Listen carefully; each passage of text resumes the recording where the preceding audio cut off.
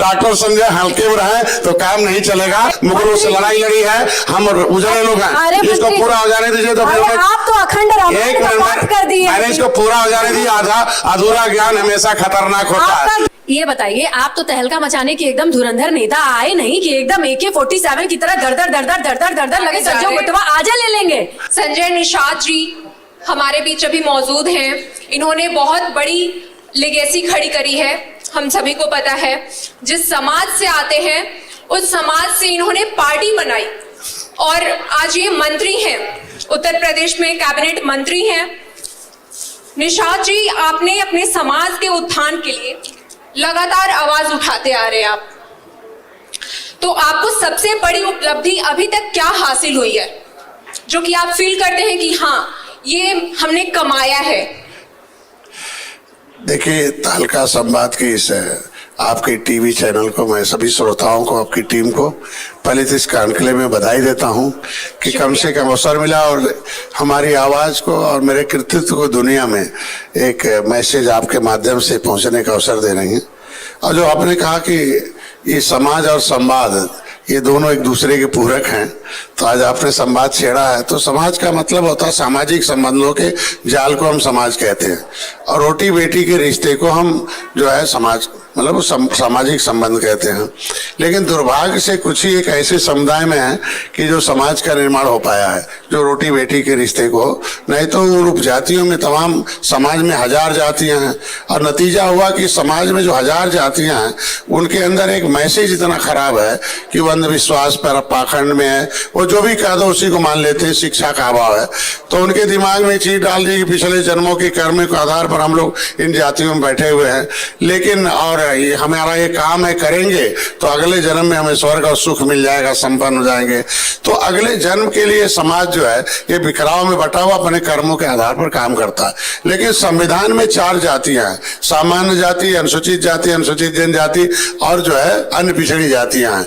इसके लिए संविधान में अंग्रेजों मुगलों से को लड़ा और मौत के घाट उतारा अंग्रेजों मुगलों को। इस लोकसभा विधानसभा से उठाकर फेंका और देश के हर जाति हर धर्म के वर्ग के लोगों ने अंग्रेजों मुगलों से लड़ा था कि राष्ट्र हमारा है और विदेशियों का नहीं है। तुम धोखे में आए थे व्यापार करने, लेकिन आप लूटने लगे तो व्यापारी कम लुटेरे ज्यादा हो, इसलिए लुटेरों को पहले पहचानने वाली 578 जातियां देश में है।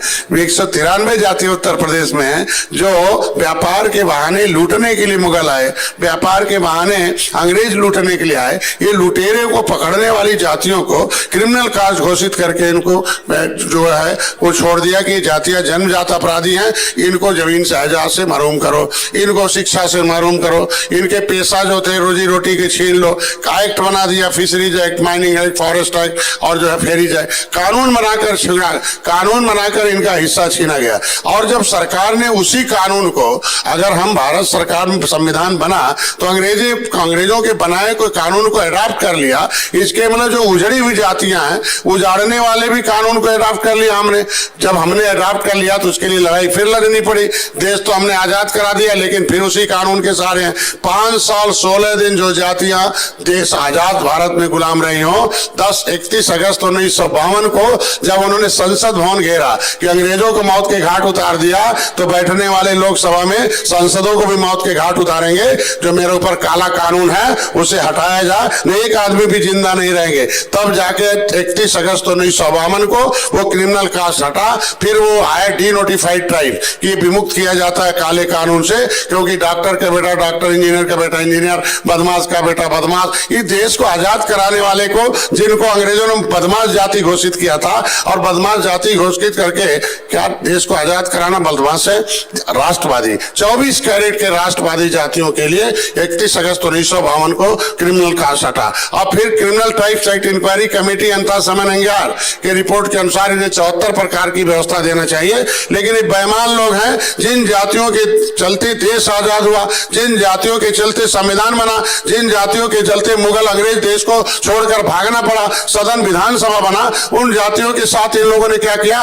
ये बेईमान लोग बैठकर मलाई खाने लगे। मतलब जो काम अंग्रेज करते थे वो पिछली सरकारें करने लगी। तो निश्चित रूप से अगर मेरे पिताजी सूबेदार मेजर रहे, उनके साथ हमें रहने का अवसर मिला। देश की लड़ाई पूर्वी पाकिस्तान, पश्चिमी पाकिस्तान, चाइना, अगर हमारे पिताजी ने लड़ा और तीनों के अवार्ड प्राप्त हैं और उन्होंने युद्ध जीता, पाकिस्तान को हराया, जो है चाइना को हराया, पूर्वी पाकिस्तान को हराया। हम लोग हारने वाले नहीं परिवार के हैं। तो पिताजी ने कहा भाई अब समाज की लड़ाई लड़ो, ये देश की उजड़ी हुई जातियां हैं जो अंग्रेजों के हिस्सेदार थे सबल हो गए, मुगलों के साथ दलाली करते रहे सबल हो गए, पिछली सरकारों के साथ दलाली करते रहे वो सबल हो गए। ये देश को आजाद कराने वाली जातियां निर्बल हो गई तो निर्बल इंडियन शोषित हमारा आंदोलन बनाना ही पड़ा, क्योंकि पहले सड़क हाईवे नहीं था। लखनऊ भी गोमती नदी के किनारे है, कानपुर गंगा नदी के किनारे है, गोरखपुर राप्ती नदी के किनारे है, इलाहाबाद जमुना जो है मतलब इसके मतलब बड़े बड़े शहर नदियों के किनारे हैं। इसके मतलब हाईवे नहीं था, नदियों से लोग आते जाते थे, उससे व्यापार होता था। और फिर हमारे लोगों को सीधे लड़ाई अंग्रेजों मुगलों से हम लोगों को, यही कानून है, यही कानपुर है क्रिमिनल का, यही जो है सती चौरा घाट पर हमारे लोगों ने 3000 अंग्रेजों को एक ही बार डुबो के मार दिया था और क्रिमिनल काज घोषित किया था। जो जातियों के 167 निषादों को एक बार फांसी हुई है। अगर हम लोग गौरवशाली इतिहास रहा है, हम तो भीख नहीं मांग रहे हैं, हमने देश को आजादी भीख में नहीं मांगा है, हम देश की आजादी हमने संघर्ष से लिया है। और जो देश की आजादी में उजड़े परिवार हो, उजड़े पिछड़े बिछड़े हो, उनके लिए भीख मांगना पड़े, ये इससे बड़ा शर्म कुछ नहीं हो सकता है। ये बेहया जितने लोग पार्टियां बना के 70 साल थे वो लोग बर्बाद कर दिया। मैं मोदी जी योगी को धन्यवाद दे रहा हूं कि पहली बार इन जातियों के तरफ उन्होंने ध्यान दिया है और उनकी सर्वे हो रहा है और समय आने दीजिएगा। आर्थिक आजादी, आर्थिक रूप से कौन संपन्न है, आर्थिक रूप से जो विपन्न है, जो आर्थिक रूप से लोगों ने कब्जा कर रखा है, देश को आजाद करने वाले रोड पर भीख मांग रहे, ये कौन कौन से लोग हैं, ये पहली बार है कि जनगणना में पता चलेगा। तो जब संविधान में 4 जाति है, सामान्य जाति है, सामान्य जाति के लोगों ने कहा भाई कि भाई पहले था समाज में कि झोपड़ी वाले कमाएंगे, खोपड़ी वाले खाएंगे, अंग्रेजों मुगलों ने पिछली विदेशियों ने ऐसा कर दिया था। लेकिन संविधान जब बना तो ये लिखा गया कि खोपड़ी वाले कमाएंगे, सरकार को आधा टैक्स चुकाएंगे, फिर झोपड़ी वाले के बच्चों को फिर पढ़ाएंगे लिखाएंगे आगे बढ़ाएंगे। इस संविधान में सूची बनी और मतलब नीचे सूचित मतलब सूचित किया जाएगा, इन जातियों को सूचित किया जाएगा। तुम अंग्रेजों के कानून से उजड़े हो, देश में समाज में उजड़े हो, झोपड़ी में इसीलिए हो कि तुम्हारे बाप ने लड़ाई लड़ी है। अभी यही चले जाए इस सड़क पर, यही तमाम बवरिया होंगे, तमाम लोग ठेला लेके बैठे होंगे, वो बैठ के टेंट में जी रहे होंगे, उनके ठेले में देखेंगे राणा प्रताप का चिन्ह है। उनसे पूछो भाई क्यों क्या बाप तक कहने मेरे पुर के राणा प्रताप के साथ रहकर मुगलों से लड़ाई लड़ी है, हम उजड़े लोग हैं। इसको पूरा हो जाने दीजिए। तो आप तो अखंड एक मिनट कर दिए, मैंने इसको पूरा हो जाने दिया। आधा अधूरा ज्ञान हमेशा खतरनाक होता है।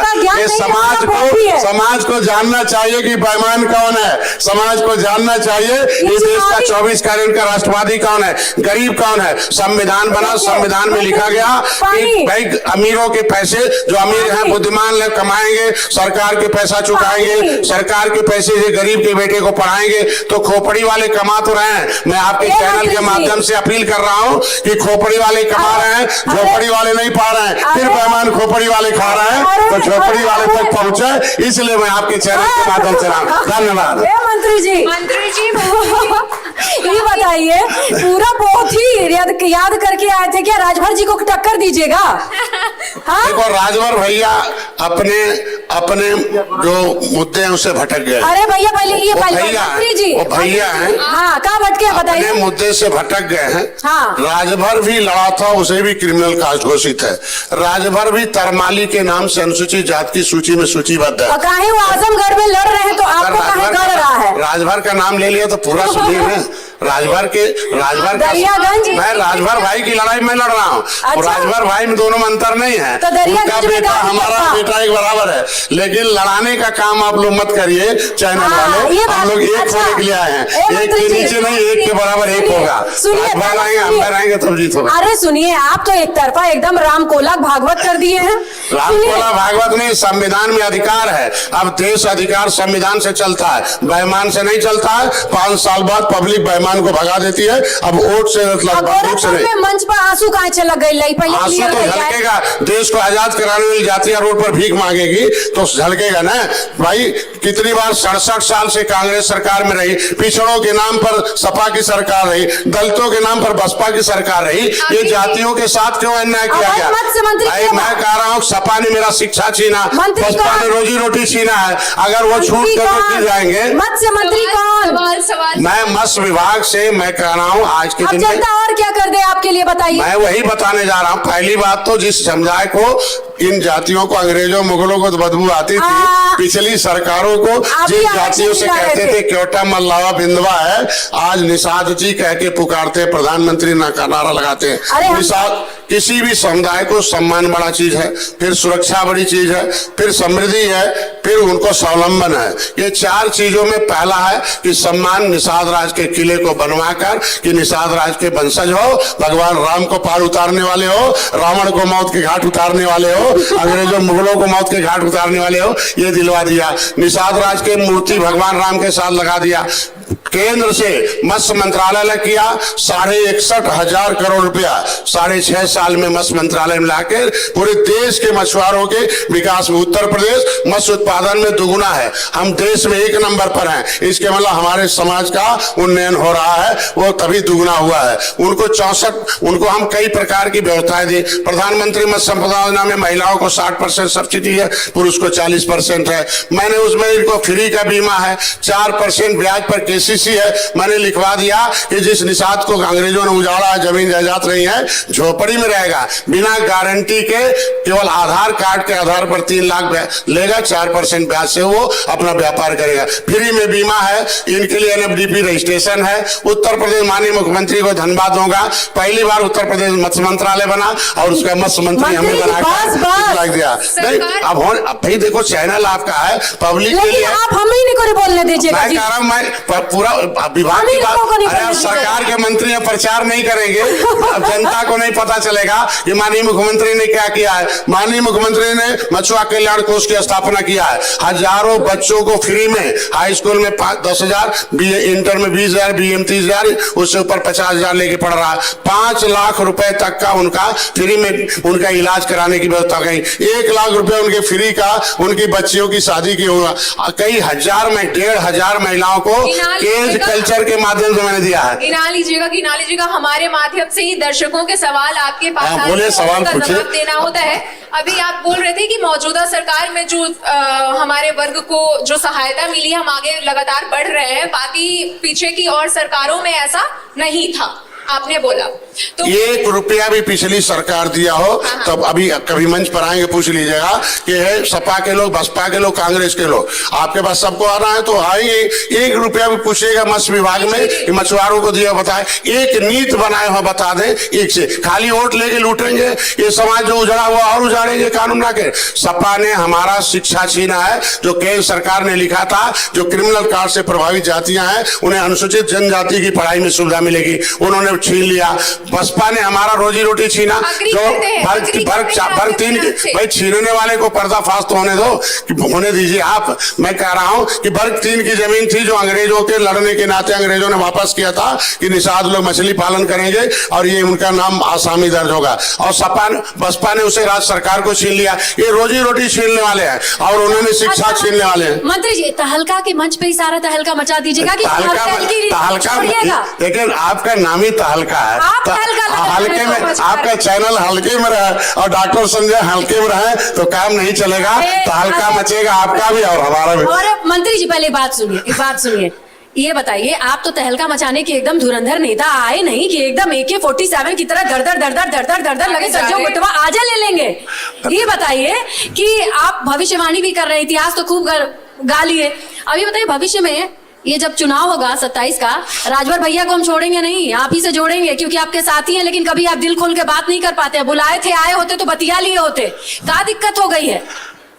का भइल बा? मैंने अलग अलग लोगों के सलाहकार हैं और मेरे सलाहकार हैं, इसलिए मेरे 11 विधायक हैं। मेरे सलाहकार हैं तो आज मोदी योगी के साथ हम हैं।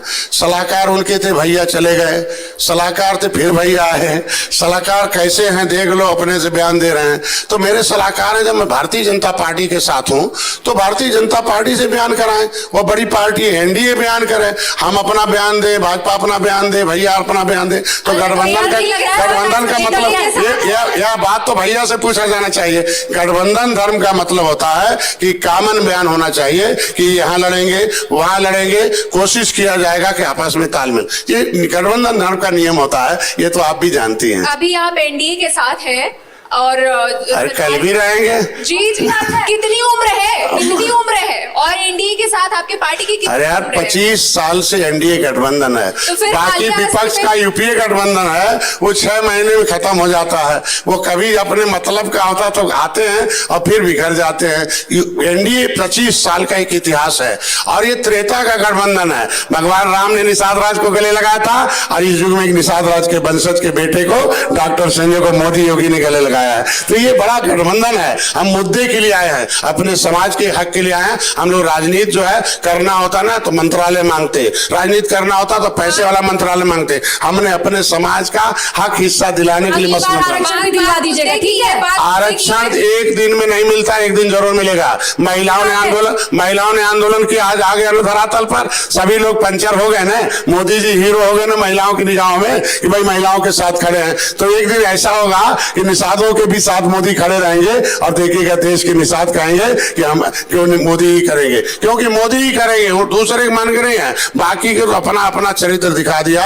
एक दिन में आरक्षण नहीं, एक दिन जरूर मिलेगा। एक दिन में राम मंदिर नहीं मना, लेकिन एक दिन जरूर मना जब कई हजार लोगों ने प्राण दिया। 70 साल लगा धारा 370 खत्म करने में, 70 नेताओं को प्राण देना पड़ा। धारा 370 खत्म हुआ ना, तो ये राष्ट्र की आजादी करने वाले लोग हैं, जल्दी हार मानने वाले नहीं है। हम लोगों के लिए काम करते हैं। तो जितने भी निर्वाचन 27 की चुनौती और ये नैया पार लगाएं और केवल हार बनने की जिस नाव पर निषाद रहते हैं कभी डूबने नहीं देते हैं। अगर छेदा करता है तो उसको उठा के फेंक देते हैं, नाव पार करके दिखाते हैं। जोरदार तालियां। बधाई आप। और एक चीज और मैं एड ऑन करना चाहता हूं, आप डॉक्टर संजय निषाद जी, आपके नाम क्या है? एक डॉक्टर और लगना चाहिए क्योंकि बोलने में आप पीएचडी हैं। तो डॉक्टर संजय निषाद आपका नाम होना चाहिए।